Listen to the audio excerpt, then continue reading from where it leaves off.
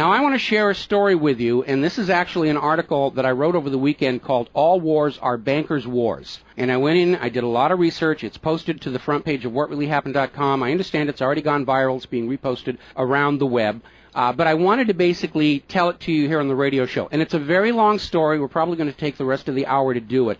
But it's something that you need to understand, that all of these wars and assassinations that we're told are crazed lone nut assassins or weapons of mass destruction or bringing democracy, all of them track back to the private central bankers as the initiating event. And the more you study this, the more you will realize all the wars are wars for the bankers, for the private central bankers. And I know a lot of people are going to have difficulty comprehending this, just how many of these wars we have fought as a nation were fought for no other purpose than to force private central banks onto nations that did not want them. So we're going to have a few examples so you understand why at this particular time in history the United States government is mired in so many wars against so many foreign nations. And there's plenty of precedents for this. Now, going back to the beginning, the United States fought the American Revolution primarily over King George III's Currency Act, which forced the colonists to abandon their own government-issued currencies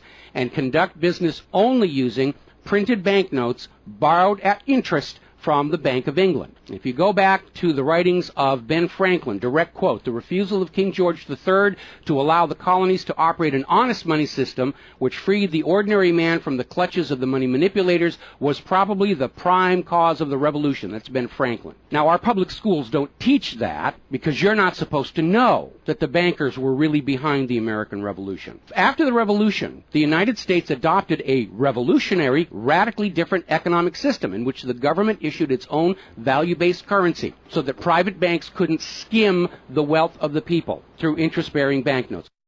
So the American Revolution was fought primarily to free the American people from King George III's Currency Act, which ordered them to conduct all business using printed banknotes borrowed at interest from the Bank of England. So the Bank of England was just, raking in wealth from the labor of the American people in exchange for ink and paper. And that fueled the anger that led to the American Revolution. Your public schools don't spend a lot of time on that, but that was really what it was all about. So the revolution was over, the United States was born, but the private bankers are nothing if not dedicated to their schemes to acquire other people's wealth, and they knew full well how easy it is to corrupt a nation's leaders. Now, just 1 year after Mayor Amschel Rothschild had uttered his infamous, "Let me issue and control the nation's money, and I care not who makes the laws," private bankers succeeded in setting up a new private central bank called the First Bank of the United States, largely through the efforts of the Rothschilds' chief supporter in the United States, Alexander Hamilton. Now, this First Bank of the United States was founded in 1791, and by the end of its 20-year charter, the First Bank of the United States had almost ruined the nation's economy while enriching the bank's owners. As a result, Congress refused to renew the charter and signaled their intention to go back to a state-issued, value-based currency on which the people paid no interest at all to any banker. This resulted in a threat from Nathan Mayer Rothschild against the U.S. government. Quote, "Either the application for renewal of the charter is granted, or the United States will find itself involved in a most disastrous war." End quote. Congress still refused to renew the charter for the First Bank of the United States, whereupon Nathan Mayer Rothschild railed, quote, "Teach those impudent Americans a lesson. Bring them back to colonial status." End quote. Financed by the Rothschild-controlled Bank of England, Britain then launched the War of 1812 to recolonize the United States and force them back into the slavery of the Bank of England's banknotes, or to plunge the United States into so much debt they would be forced to accept a new private central bank. And the plan worked. Even though the United States won the War of 1812, Congress was forced to grant a new charter for yet another private bank, issuing the public currency as loans at interest, the Second Bank of the United States. Once again, private bankers were in control of the nation's money supplied and cared not who made the laws or how many British or American soldiers had to die for it. So once again, the nation was plunged into debt, unemployment, poverty by the predations of the private central bank, and in 1832, Andrew Jackson successfully campaigned for his second term as president under the slogan, "Jackson and no bank." True to his word, Jackson succeeded in blocking the renewal of the charter for the Second Bank of the United States of America. And this was where that famous quote came from Andrew Jackson. Quote, "Gentlemen, I too have been a close observer of the doings of the Bank of the United States. I have had men watching you for a long time, and I am convinced that you've used the funds of the banks to speculate in the breadstuffs of the country. When you won, you divided the profits amongst you, and when you lost, you charged it to the bank. You tell me that if I take the deposits from the bank and annul the charter, I shall ruin 10,000 families. That may be true, gentlemen, but that is your sin. Should I let you go on, you will ruin 50,000 families, and that would be my sin. You are a den of vipers and thieves. I've determined to rout you out, and by the eternal God, I will rout you out. End quote. Andrew Jackson. Shortly after the charter for the Second Bank of the United States expired, there was an assassination attempt on Andrew Jackson, and it failed when both pistols used by the assassin, Richard Lawrence, failed to fire. Later on, Lawrence explained the motive for the assassination by saying that with President Jackson dead, money would be more plenty. So it was an assassination motivated by the interests of the bankers. Now, our public school system is as subservient to the bankers' wishes to keep certain history from you, just as the corporate media is subservient to Monsanto's wishes to keep the dangers of GMOs from you, and the global warming cult's wishes to conceal from you the fact that Earth has actually been cooling for the last 16 years. So it should probably be no surprise that the financial dimension of the Civil War are not well known to the average American. It's portrayed in our history books and our popular media as an internal dispute over slavery, but in fact it was a war with global implications. When the Confederacy seceded from the United States, the bankers once again saw the opportunity for a rich harvest of debt and offered to fund Lincoln's efforts to bring the South back into the Union at 30% interest. Lincoln remarked that he would not free the black man by enslaving the white man to the bankers, and using his authority as president, issued a new government currency, the greenback. This was a direct threat to the wealth and power of the central bankers, who quickly responded. This is a quote from the London Times following Lincoln's issuance of the greenbacks. Quote, "If this mischievous financial policy, which has its origin in North America, shall become indurated down to a fixture, then that government will furnish its own money without cost. It will pay off debts and be without debt. It will have all the money necessary to carry on its commerce. It will become prosperous without precedent in the history of the world. The brains and wealth of all countries will go to North America. That country must be destroyed, or it will destroy every monarchy on the globe." So, goaded by the private bankers, much of Europe supported the Confederacy against the Union, with the expectation that victory over Lincoln would mean the end of the greenback. France and Britain seriously considered an outright invasion on the United States in support of the Confederacy, but they were held at bay by Russia. A little bit of history most Americans don't understand. Russia came to the aid of Lincoln's Union during this crisis. Now, at that time, Russia had just ended their serfdom system, and they had a state central bank similar to the system the United States had been founded on. Now, free of European intervention, the Union won the war, and Lincoln announced his intention to go on issuing the greenbacks. Following Lincoln's assassination, the greenbacks were pulled from circulation, and the American people forced to go back to an economy based on banknotes borrowed at interest from the private bankers.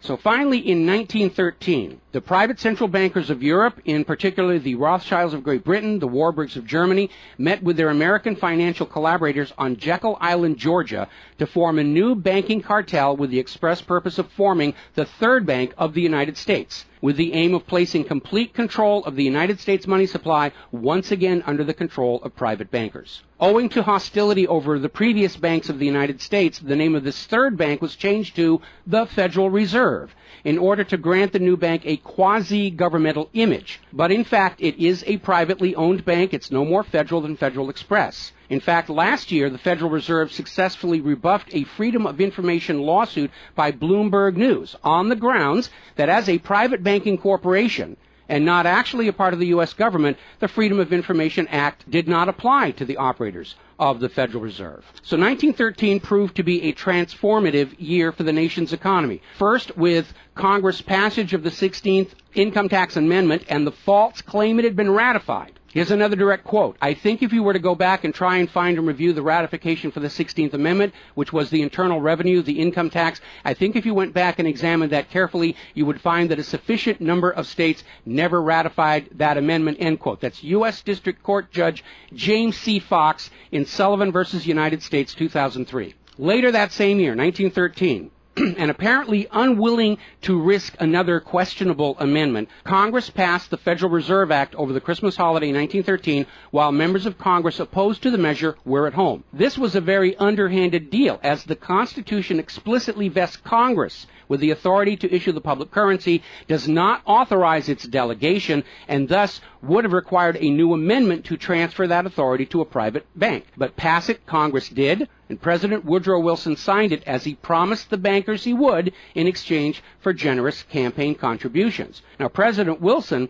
later regretted that decision. You've probably heard this quote before, but you're going to get it again. Quote, "I am a most unhappy man. I have unwittingly ruined my country. A great industrial nation is now controlled by its system of credit. We are no longer a government by free opinion, no longer a government by conviction and the vote of the majority, but a government by the opinion and duress of a small group of dominant men." That was Woodrow Wilson writing in 1919. Now, 1 year after the passage of the Federal Reserve Act, World War I started, and it is important to remember that prior to the creation of the Federal Reserve, there was no such thing as a world war. Now, World War I actually started between Austria, Hungary, and Serbia, but quickly shifted to focus on Germany. Why Germany? They didn't start the war. Why was Germany the villain in World War I? Well, the real reason was their industrial capacity was seen as an economic threat to Great Britain. Great Britain's pound was already in decline at the time because too much economic emphasis was on banking and finance, and not enough was on agricultural development, industrial development, and infrastructure. It's very much like the situation we have in the United States right now. All the financial operatives, they want to play the Wall Street games, and other parts of the economy are being neglected. We've lost a great deal of our manufacturing.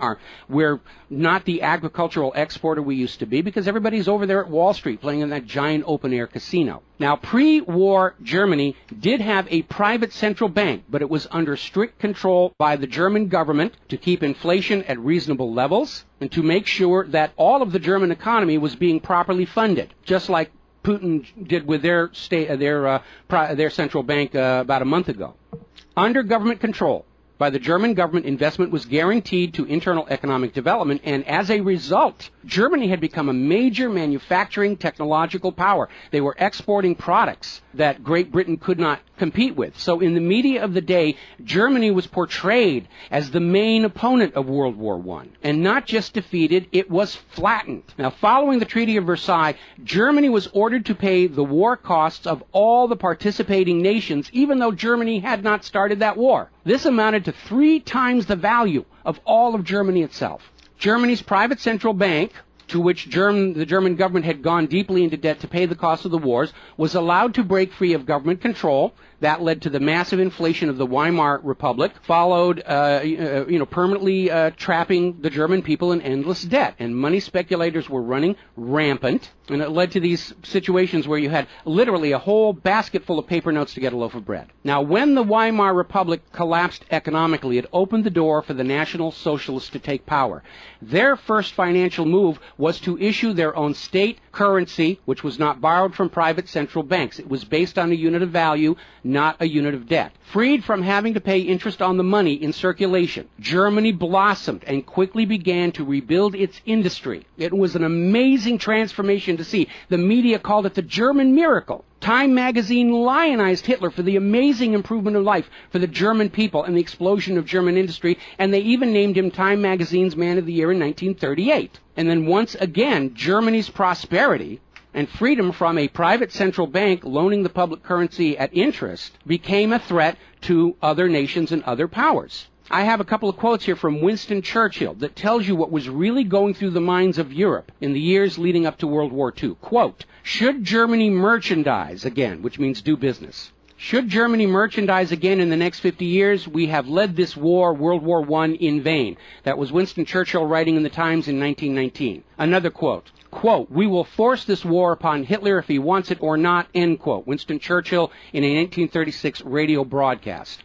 Quote, "Germany becomes too powerful. We have to crush it," end quote. Winston Churchill in November 1936 speaking to U.S. General Robert Wood. Quote, "This war is an English war, and its goal is the destruction of Germany." Winston Churchill, autumn 1939 broadcast. So it was all about economics and profitability. Now, Germany's state-issued value-based currency was also a direct threat to the wealth and power of the private central banks around the world. And as early as 1933, they started to organize a global boycott against Germany to strangle this upstart ruler who thought he could run his nation without a private central bank. Now, as had been the case in World War I, Great Britain and other nations threatened by Germany's economic power looked for an excuse to go to war. And as public anger in Germany grew over the boycott, Hitler foolishly gave them that excuse. Years later, in a spirit of candor, the real reasons for the war were made clear. Quote, "The war wasn't only about abolishing fascism, but to conquer sales markets. We could have, if we had intended so, prevented this war from breaking out without doing one shot, but we didn't want to." End quote. Winston Churchill to Harry Truman, March 1946. One more quote here. Quote, "Germany's unforgivable crime before World War II was its attempt to loosen its economy out of the world trade system and to build up an independent exchange system from which the world finance couldn't profit anymore. We butchered the wrong pig." End quote. Winston Churchill writing in his book, The Second World War. Now, a little side note, we're going to actually step back in time to the years before World War II. A little bit of history a lot of Americans are still completely unaware of. And it involves a gentleman by the name of Marine Corps Major General Smedley Butler. In 1933, Wall Street bankers and financiers had bankrolled the successful rise to power of Hitler and Mussolini. Brown Brothers Harriman in New York, and they're still there. I saw them when I was there for the 9/11 anniversary. They were financing Hitler right up to the day war was declared with Germany. And these Wall Street financiers decided that a fascist dictatorship in the United States, based on the one Mussolini had in Italy, was going to be far better for their business interests than Roosevelt's New Deal, which threatened massive wealth redistribution to recapitalize the working and middle classes of America. So the Wall Street tycoons recruited General Butler to lead the overthrow of the U.S. government and install a Secretary of General Affairs who would be answerable to Wall Street and not the people, would crush social unrest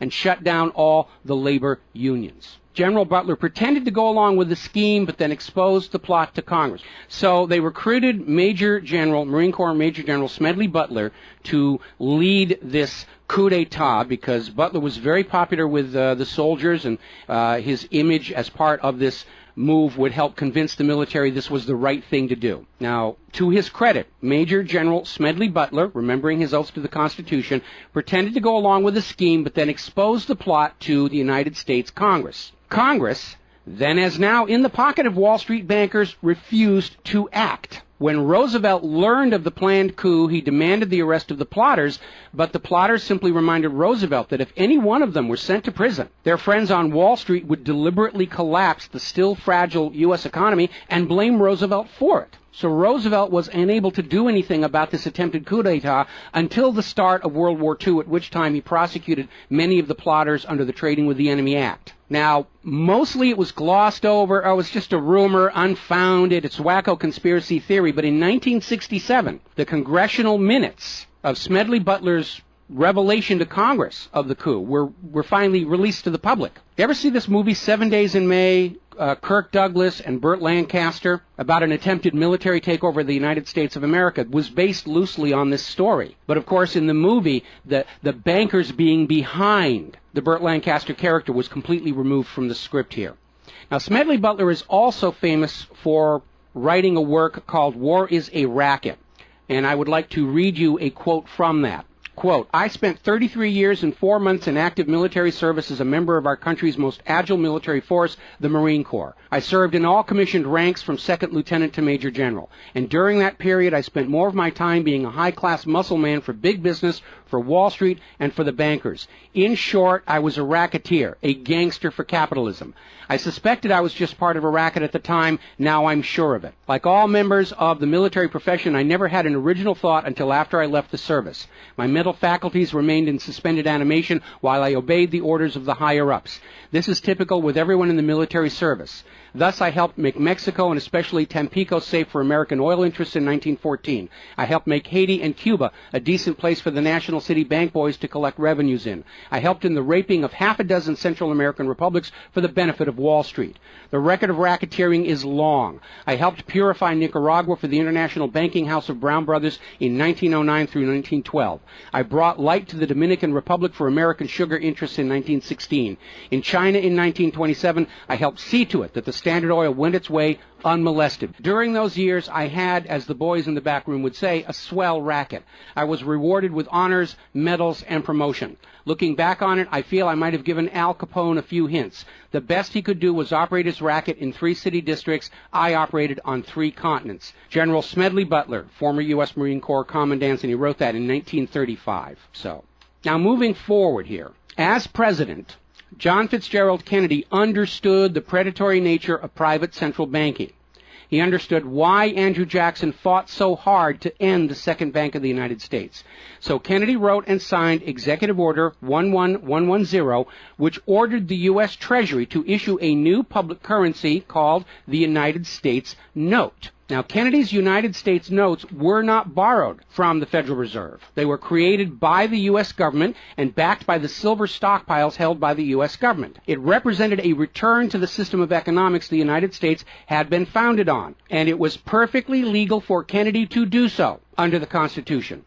All told, some $4.5 billion went into the public circulation, which eroded interest payments to the Federal Reserve and loosened their control over the nation. 5 months after signing Executive Order 11110, John F. Kennedy was assassinated in Dallas, Texas, and the United States notes pulled from circulation and destroyed. Following Kennedy's assassination, John J. McCloy, president of the Chase Manhattan Bank and president of the World Bank, was named to the Warren Commission. Now, I don't care how good a banker he is, he's not qualified to be investigating a murder, which is what we were told the Warren Commission was all about, to get the truth of the assassination. But we all know that the Warren Commission was there to cover up what was going on, and obviously we can presume safely that John J. McCloy's presence on the Warren Commission was to make sure the American public never got even a hint of the financial dimensions behind the assassination. So, as we enter the 11th year of what I am certain future history will most certainly describe as World War III, we need to examine the financial dimensions behind all these wars. Why are we here? Why are our children being killed and crippled? Is this another war for the profit of the private central bankers? And the answer is yes. Now, toward the end of World War II, when it became obvious that the Allies were going to win and dictate the post-war political environment, the major world economic powers met at Bretton Woods, a luxury resort in New Hampshire, in July of 1944, and they hammered out the Bretton Woods Agreement for international finance. The British pound lost its position as the global trade and reserve currency to the U.S. dollar. There are indications this was part of the price demanded by Roosevelt in exchange for the U.S. entry into the war. Now, absent the economic advantages of being the world's go-to currency, Britain was forced to nationalize their Bank of England in 1946.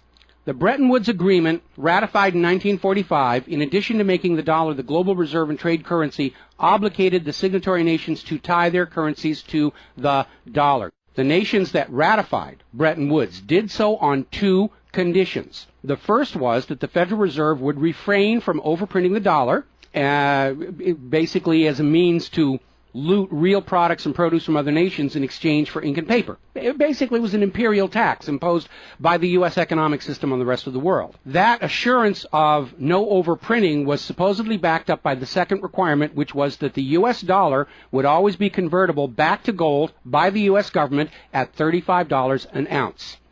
Now, of course, the Federal Reserve, being a private bank and not answerable to the U.S. government, did in fact start overprinting paper dollars, which were sent to other nations around the world, and under Bretton Woods, they had to send back products and produce and raw materials at full value. And much of the perceived American prosperity of the 1950s and 60s was the result of these foreign nations having to send real raw materials, goods, produce, back to the United States in exchange for these little pieces of paper with ink all over them, because they were forced to accept these paper notes as being worth $35 per ounce of gold. Then in 1970, France started looking at this huge pile of printed paper notes sitting in their bank vaults, for which real French products like wine and cheese had been traded, and it notified the United States government that they would exercise their option under Bretton Woods to return all those paper notes for gold at the agreed-upon $35 per ounce exchange rate. The problem was the United States had nowhere near the gold to redeem all those paper notes. So on August 15, 1971, Richard Nixon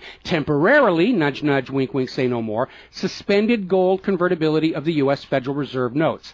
This Nixon shock, as it was termed at the time, effectively ended Bretton Woods, and many global currencies started to delink from the U.S. dollar. And it created another problem because the United States had been collateralizing their loans, money borrowed from other governments and foreign investors, with the American nation's gold reserves. And with the awareness that there wasn't enough gold to redeem all the Federal Reserve notes, lenders to the U.S. were starting to wonder, did the U.S. government have enough gold to collateralize their outstanding debts? Foreign nations began to get very nervous about the loans to the United States, and they were understandably reluctant to loan any additional money without some form of collateral.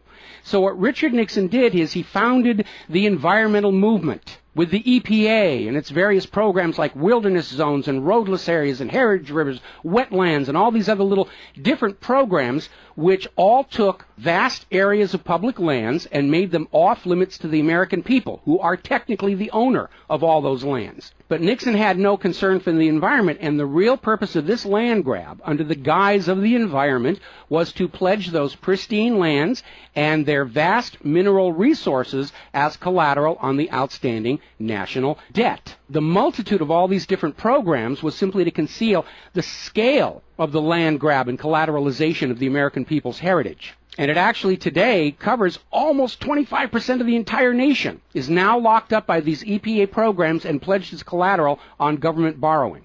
Now, with open lands, available lands for collateralization already in short supply, the U.S. government embarked on a new program to shore up sagging international demand for the dollar. The United States approached the world's oil-producing nations, mostly in the Middle East, and offered them a deal. In exchange for only selling their oil for dollars, the United States would guarantee the military safety of those oil-rich nations. The oil-rich nations would agree to spend and invest their U.S. paper dollars inside the United States, particularly in U.S. Treasury bonds, which would be redeemable through future generations of U.S. taxpayers. The concept was labeled the Petro Dollar. In effect, the United States, no longer able to back the dollar with gold, was now backing it with oil, other people's oil. And that necessity to keep control over those oil nations to prop up the dollar has dominated America's foreign policy in the region ever since. But as America's manufacturing and agriculture has declined, the oil-producing nations faced a dilemma. Like France, they've got piles and piles of these paper notes and treasury bonds piling up in their vaults, and there really wasn't all that much except real estate they wanted to buy from the United States of America. Europe's cars and aircraft were superior and less costly. In more recent times, America's experiment with GMO food crops has led a lot of nations to simply avoid buying U.S. agricultural exports. Israel's constant belligerence against its neighbors has caused the oil-producing nations to wonder if the U.S. could actually keep their end of the petrodollar arrangement. So oil-producing nations started to talk of selling their oil for whatever currency the purchasers wanted to pay. Iraq, already somewhat hostile to the United States following Desert Storm, demanded the right to sell their oil for euros in 2000. In 2002, the United Nations agreed that Iraq had a right to sell their oil for euros under the Oil for Food program. 1 year later, 2003, the United States reinvaded Iraq, lynched Saddam Hussein, and placed Iraq's oil back on the world market, only available for U.S. dollars. Now, the clear U.S. policy shift following 9/11, away from at least attempting to appear to be an impartial broker of peace in the Mideast to one of unquestioned support for Israel's aggressions, only further eroded confidence in the petrodollar deal, and even more oil-producing nations started openly talking of trading their oil for other global currencies. So over in Libya, Muammar Gaddafi had instituted a state central bank and a value-based trade currency, the gold dinar. Gaddafi then announced that Libya's oil was for sale, but only for the gold dinar. Other African nations, seeing the rise of the gold dinar and the euro, even as the U.S. dollar continued its inflation-driven decline, flocked to the new Libyan currency for trade.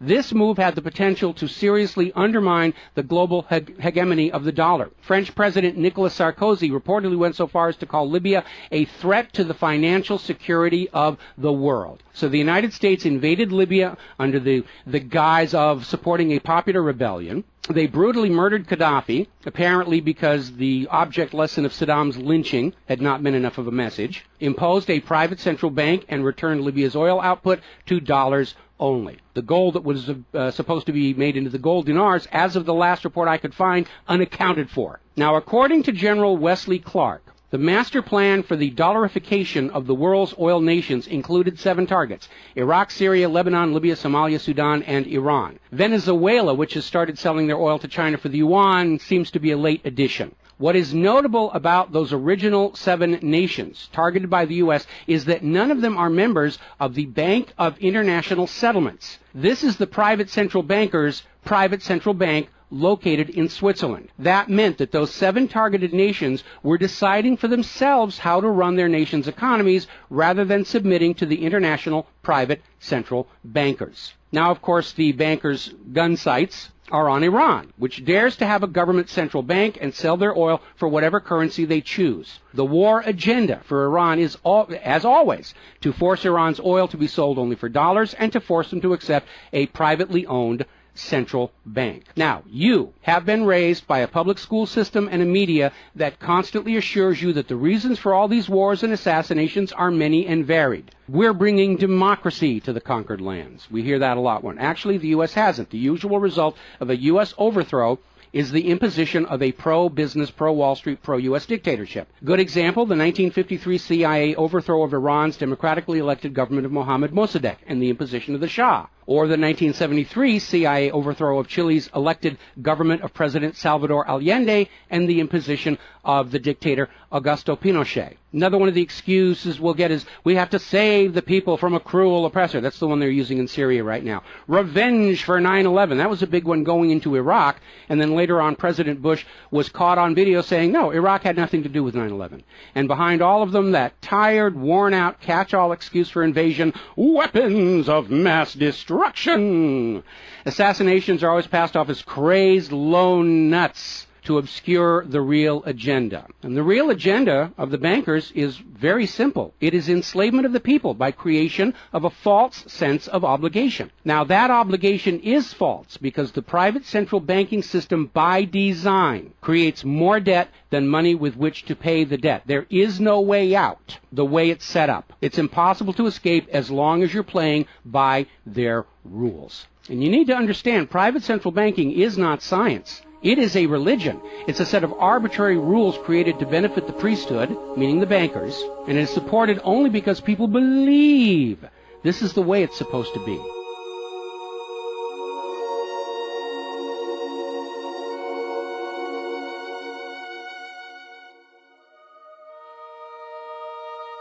It is a religion. It's a set of arbitrary rules created to benefit the priesthood, meaning the owners of the private central banks. The fraud persists with often lethal results only because the people are brainwashed into believing that this is the way life is supposed to be, and no alternative exists or should even be dreamt of.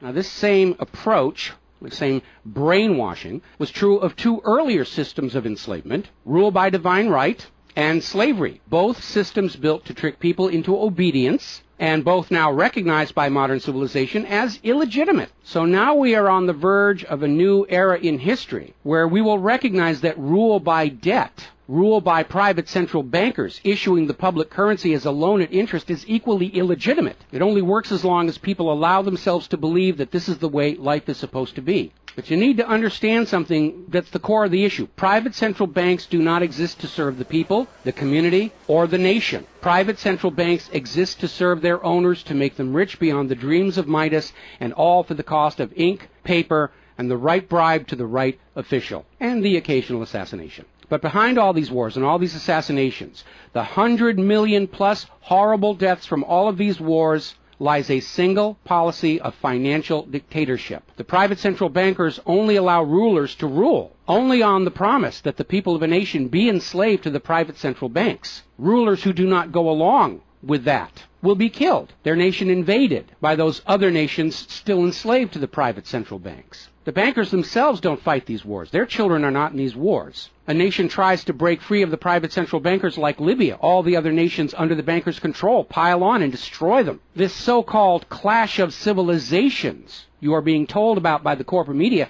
it's really a war between banking systems, with the private central bankers forcing themselves onto the rest of the world, no matter how many millions must die for it. The constant hate-mongering against Muslims you see in the corporate media lies in a simple fact. Like the ancient Christians, prior to the Knights Templars, Muslims forbid usury or the lending of money at interest because they saw in ancient times, like Rome, how these banking practices could destroy an entire society. And that is the reason our government media insists that Muslims have to be hated and killed and converted.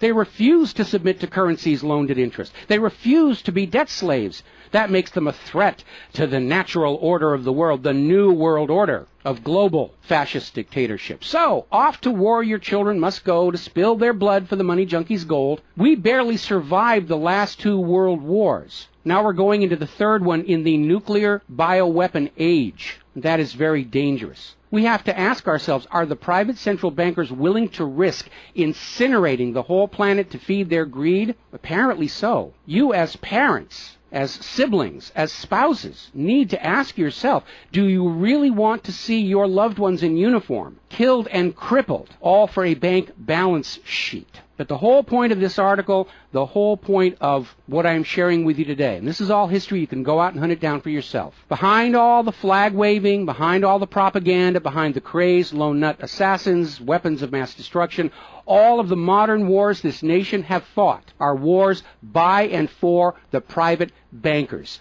fought and bled for by third parties unaware of the true reason they're expected to gracefully accept being killed and crippled for. And the process is quite simple. We've explained it before on this show. As soon as the private central bank issues its currency as a loan at interest, the public is forced deeper and deeper into debt. When the people are reluctant to borrow anymore, that's when the Keynesian economists demand the government borrow more to keep the pyramid scheme working. When both the people and the government refuse to borrow anymore, that is when the large wars get started, to plunge everyone even deeper to debt to pay for the war, and then after the war to borrow even more to rebuild. And when these horrible wars are over, the ordinary people have basically what they had before the war, except their graveyards are a lot larger, and everyone is in debt to the private bankers for the next century. That is why Brown Brothers Harriman in New York was funding the rise of Adolf Hitler, because war is the bankers' richest harvest.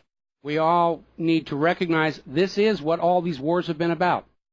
Private central banking, enlarging their domain, imposing their will on nations that do not want it, imposing their system on the rulers of nations who do not want it. Bribery, blackmail, assassination, they will do anything to maintain their stranglehold on the productivity of the world's people. And as long as private central banks are allowed to exist, inevitably, as the night follows the day, there will be poverty, hopelessness, millions of deaths in endless world wars until the earth itself is sacrificed in flames to Mammon. The path to true world peace lies in the abolishment of all private central banking everywhere, and a return to the state-issued, value-based currencies that allow nations and people to become prosperous through their own labor and development and efforts. Now, I mentioned the Knights Templars. Prior to the Knights Templars, Christianity, like Islam, forbade usury because Christianity, much of Orthodox Christianity, came out of Rome, and they had seen firsthand what debt-based economies do, even to the Roman Empire. They'd seen it firsthand, so they had a ban on usury. And the Knights Templars were able to basically either bribe or blackmail the Pope to get a special dispensation that allowed them to rent money, is what they called it. They didn't call it usury, they called it renting money. A lot of modern predatory banking practices were pioneered by the Knights Templars, and they plunged Europe into hopelessly unpayable debt until finally French King Philip IV, otherwise known as Philip the Fair, did the only solution he could do, because he understood as long as you believed in the rules of the bankers, as long as you played by the rules they created to serve themselves, you are hopelessly trapped. And so Philip thought outside the box, and I know he's demonized for it, but in looking at the history of the Templars, it was his last resort. He sent messages to all of the regions in France, secret orders on the same time, in the same moment, on the same day. All of the Templars were arrested. and their commanderies, which is what they called their banks, were broken into, looking for looted wealth. They didn't find a lot of it. It was a paper empire, just like the Federal Reserve is. It's all based on paper. There's nothing of any real value there. It's all paper notes. And he sent the Templars to prison and execution, except for Scotland and Portugal, where the Pope and King Philip IV really didn't have a lot of control. I think that the governments of the world, looking at the situation, looking how close we are to seeing this current world conflict emerge into a full-blown global thermonuclear war, that maybe they need to start thinking about the wisdom of King Philip the Fair and say it's time to simply grab all these private central bankers all at the same time so they can't simply skedaddle from one nation to another and come back and try the same thing again, as they will inevitably do, because these people are addicts. They're hopelessly addicted to other people's money. That's why we call them money junkies. When we see somebody who's addicted to cocaine or methamphetamine or heroin, and we can easily see how they're destroying their home and community around them. Now we need to look at these money addicts and look at how they're destroying the entire world around them. And it's time for an intervention. It's time for us to become private central banking heretics, to stop believing that this is the way life is supposed to be, because it isn't. It isn't even the way the United States was actually started. And they're trying as hard. Look at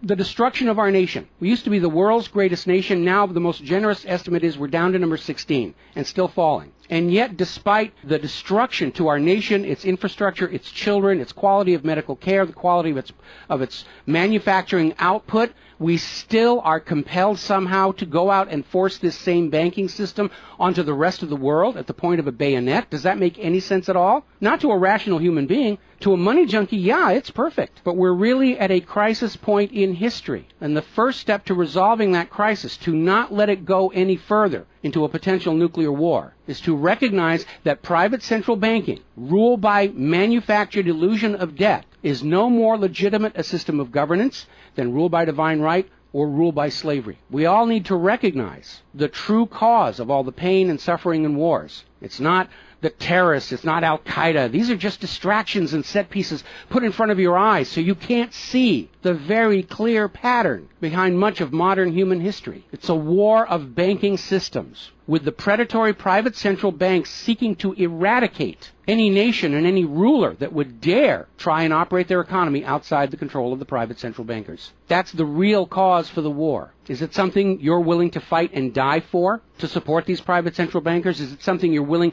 to let your sons and daughters and brothers and sisters be blown to bloody bits for, so the money junkies can have their latest fix, just a little tiny bit more gold or a little larger number on the bottom of that brokerage statement, so they can have today's thrill, their fix of money that is bought with the blood of your children? I don't think so. But the time has come to point out what really is the cause of all causes behind all the wars and suffering that our planet is having to endure and our people are having to endure. The common enemy of all humankind are private central banks issuing the public currency as a loan at interest. And as history will show, they will do anything, up to and including global wars, to keep their lock on yours and your children's future economic well-being and productivity. We're not a free society. Media will tell us that we're free, but we're not free. We are slaves. Our slave chains are made of paper, and that paper is the Federal Reserve note. Too few of our leaders have tried to stand up to